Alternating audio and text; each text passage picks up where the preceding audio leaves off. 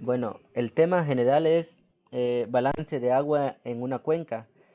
Eh, Vamos a empezar a, a ver, vamos a empezar con esta frase. Eh, con este tema vamos a contribuir al desarrollo de una cultura del agua y a la gestión integral del recurso hídrico, porque como el tema dice, es el balance de agua, o sea que si se pierde ese balance vamos a tener problemas, o mejor dicho, ya existen esos problemas en varias cuencas en todo México. El día de hoy vamos a ver estos temas. Primero vamos a ver la introducción, la importancia del balance, después vamos a ver los elementos para el cálculo del balance hídrico y por último la evaluación de los componentes del balance hídrico. Esos son los cuatro temas que vamos a tratar de abordar el día de hoy a ver si nos da el tiempo.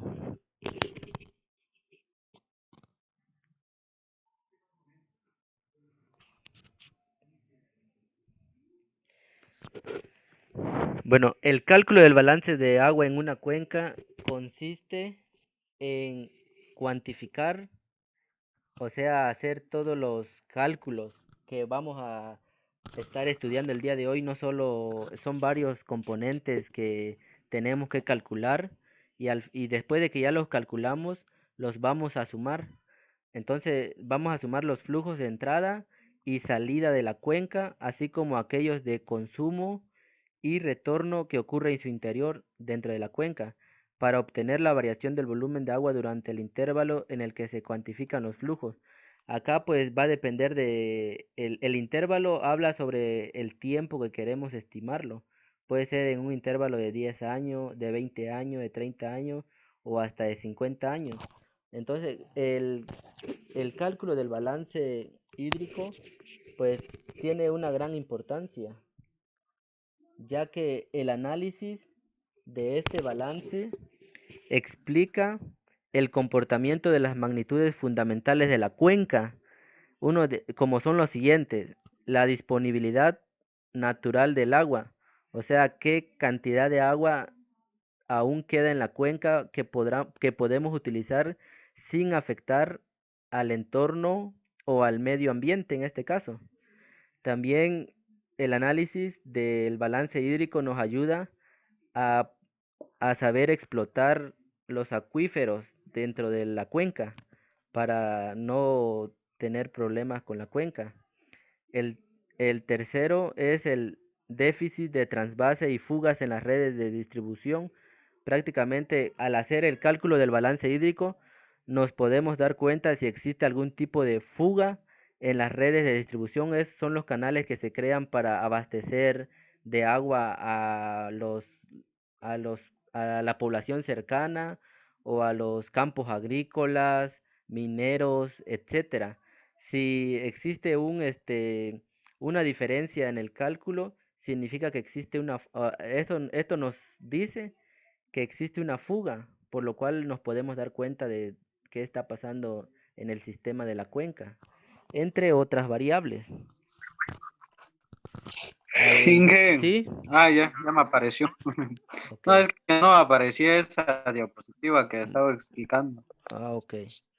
Bueno, cualquier duda, pues pueden preguntar para que lo vayamos resolviendo poco a poco. ¿Sí? ¿Me escucharon?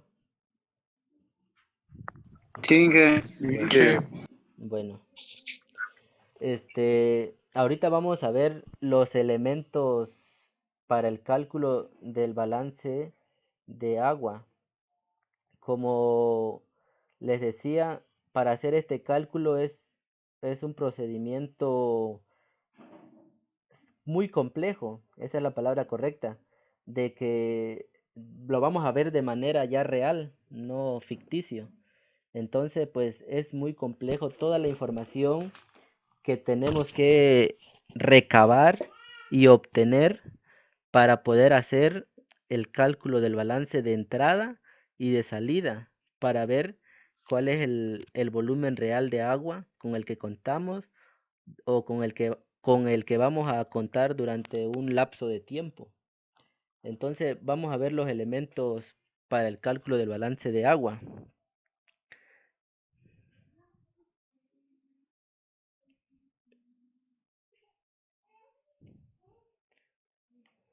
Esos son los elementos. El primero es la información estadística y geográfica de la cuenca que deseamos estudiar, analizar para poder hacer el balance. Entonces, para generar esta base de datos que nos permitirá hacer el cálculo del balance hídrico, es necesario primero que recopilemos información disponible en la cuenca que estamos estudiando. Luego deberíamos o tenemos que procesar esa información y georreferenciarlo para contar con datos más confiables y de mayor utilidad.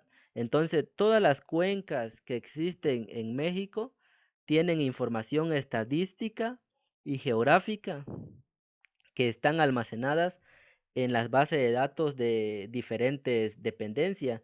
Una de ellas, las más importantes, es, como ustedes lo saben, el INEGI.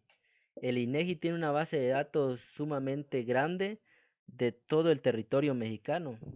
Es el instituto que tiene la base de datos más grande. Entonces podemos ir al INEGI y preguntar por esa información que estamos requiriendo de cierta cuenca que deseamos estudiar. No solo el INEGI tiene esos datos, también hay institutos nacionales, estatales o municipales que se dedican a recabar información hidrológica, como puede ser la Conagua, pueden ser igual inclusive instituciones municipales como Protección Civil, etcétera. Entonces, antes de empezar a hacer nuestro balance del agua, debemos de contar con información estadística y geográfica. Estadística es toda la información que se ha ido almacenando durante muchos años y que nos va a dar una idea de cómo se comporta esa cuenca. Y pues la geográfica tiene que ver con todas sus limitaciones, altura, tamaño, etcétera. Entonces, pues toda esa información son informaciones técnicas y todas esas informaciones ya existen y ya han sido analizados por varios institutos o instituciones. Entonces, como les digo, para empezar a hacer el balance hídrico, debemos de empezar por esa parte. ¿Tienen alguna duda en esta parte? Prácticamente la información que vamos a recabar, Inge, o sea, ya están Sí. en lo que es... Ajá, dime. En lo Sí. que es la información estadística. Ajá. Sí. Ahora en la geográfica. Las dos, la estadística y la geográfica, todas esas informaciones ya existen a nivel nacional, inclusive hay dependencias internacionales que se dedican al estudio del agua. Ok. Entonces, prácticamente ahí el trabajo del ingeniero es buscar la información más adecuada y más actualizada de la cuenca que desea estudiar en este caso. La cuenca más famosa en México es la cuenca de la Ciudad de México. Lo vamos a analizar más adelante. Esta cuenca es más famosa porque es la que suministra el líquido vital a la Ciudad de México, una de las ciudades más grandes del mundo. Entonces, pues tienen que saber cuál es el balance hídrico de esa cuenca para evitar ciertos problemas a futuro. Y también para saber cuándo será su creciente máxima y su creciente mínima. Bueno, Ok. ¿tienen alguna duda en este punto? No, Inge. Seguros porque después no les queda claro. Me fui para atrás. Entonces ya nos quedó claro que el número uno, toda esa información ya está almacenada en la base de datos de diferentes instituciones o inclusive han existido tesis Sí. de diferentes universidades para que los alumnos se gradúen. los más comunes son de la UNAM, del Instituto Politécnico, del TEC de Monterrey, etcétera, donde se han hecho estudios minuciosos de diferentes cuencas. Entonces ya el trabajo en la actualidad pues ya es más fácil. Ya no es como antes que teníamos que hacer ahora sí que la operación Nuevamente. manualmente. Ahora nosotros simplemente podemos ir a una dependencia y solicitar información a través del encargado, o sea, el que lleva el control de esa base de datos. Hacemos un oficio y podemos acceder a la base de datos y pues prácticamente nos ahorra mucho, mucho tiempo, porque para hacer eso tendríamos que tardarnos años en estudiar esa cuenca y pues ya ahorita ya hay más tecnología. Ah, ok. Bueno, ¿alguna duda? No, no sé mis ¿No? compañeros. Creo que no. Ok, eso me gusta. Bueno, el segundo elemento que debemos de tener son las cartas topográficas digitales a escala 1 a 50.000. Entonces, esas cartas topográficas tienen información básica, como es la localización geográfica de nuestra cuenca que estamos o queremos estudiar para hacerle un balance hídrico. La localización geográfica pues ya está georreferenciada a través de satélites en la actualidad. Entonces, toda esa información, como les digo, ya está almacenada en una base de datos. Las cartas topográficas, la información que contiene son como por ejemplo la localización geográfica, o sea, dónde se ubica su latitud y su longitud dentro del planeta Tierra. Eso pues ya lo deben de saber, es geografía. Como les digo, ya todo está almacenado. También ahí en las cartas topográficas viene la curva de nivel de la cuenca, o sea, las curvas de nivel son las alturas máximas y mínimas del agua, de la cuenca. Las curvas de nivel, las corrientes superficiales naturales, igual ya vienen en esas cartas topográficas. ¿Qué manantiales existen dentro de la cuenca? ¿Qué límites municipales tiene? O sea, con qué municipios o dentro de qué municipio se encuentra esa cuenca, dentro de qué estado, etcétera. También qué vías terrestres pasan por la cuenca, qué poblaciones están cercanas a la cuenca. Esto es muy importante.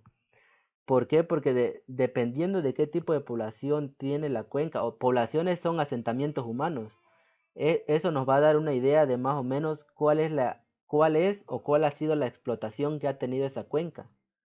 Y también ya más adelante vamos a ver cuál es ahora sí que la explotación que ha tenido esa cuenca y cuáles han sido las repercusiones que han provocado que muchas cuencas sufran inclusive algunos están hasta desapareciendo. Bueno, entonces dentro de las cartas topográficas, como le decían, se encuentran todas esas Hola, estás. informaciones básicas. ¿Sí? La empresa de Coca-Cola expresa muchas cuencas El, hidrológicas. bueno, tocando ese tema, una de los principales problemas es el envasado, tú lo has dicho. ¿Saben cuál es el detalle de que grandes ciudades, por ejemplo, la Ciudad de México, Tijuana, etcétera, o Michoacán, sufran de carencia de agua? Es que México es una zona que está ahora sí que Grandes en un lugar industrias. central que tiene dos tipos de climas muy extremos.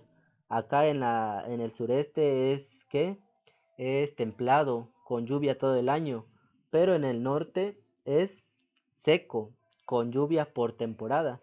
El problema es que las grandes industrias se ubican en las zonas más industrializadas o las ciudades más industrializadas como son Monterrey, Tijuana, la Ciudad de México, Coahuila, etcétera. Y esos lugares, pues las cuencas reciben muy poca cantidad de agua en el año y son las que se explotan más.